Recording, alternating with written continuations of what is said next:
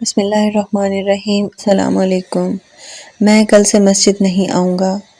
ایک شخص نے اپنی مسجد کے پیش امام سے کہا، مولانا میں کل سے مسجد نہیں آؤں گا۔ پیش امام صاحب نے پوچھا، کیا میں سبب جان سکتا ہوں؟ اس نے جواب دیا، ہاں کیوں نہیں۔ دراصل وجہ یہ ہے کہ جب بھی میں مسجد آتا ہوں تو دیکھتا ہوں کہ کوئی فون پہ بات کر رہا ہے تو کوئی دعا پڑھتے وقت بھی اپنے میسیجز دیکھ رہا ہوتا ہے، کہیں کونے میں غیبت ہو رہی ہوتی ہے تو کوئی محلے کی خبروں پر تبصرہ کر رہا ہوتا ہے، وغیرہ وغیرہ۔ پیش امام نے وجہ سننے کے بعد کہا، اگر ہو سکے تو مسجد نہ آنے کا اپنا آخری فیصلہ کرنے سے پہلے ایک عمل کر لینا۔ اس نے کہا، بالکل میں تیار ہوں۔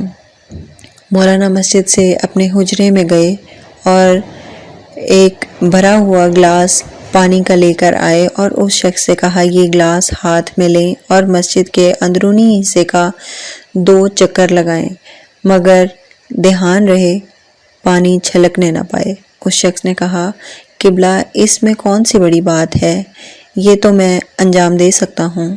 اس نے گلاس لیا اور پوری احتیاط سے مسجد کے گرد 2 چکر لگا ڈالے۔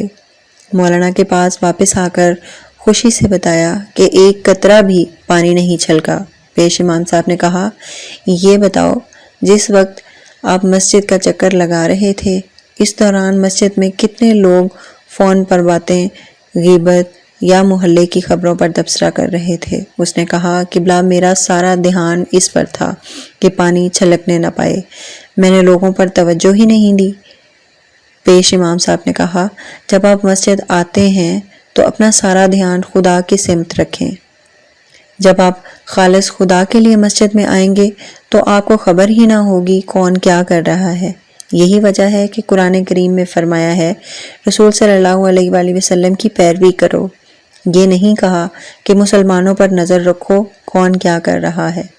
خدا سے تمہارا رابطہ تمہارے اپنے اعمال کی بنا پر مضبوط ہوتا ہے، دوسروں کے اعمال کی بنیاد پر نہیں۔ کل سے 5 وقت نماز قائم کیا کرو اور تلاوت کے لیے بھی تھوڑا سا وقت نکال لو، زندگی میں خوشی ہی خوشی ہوگی۔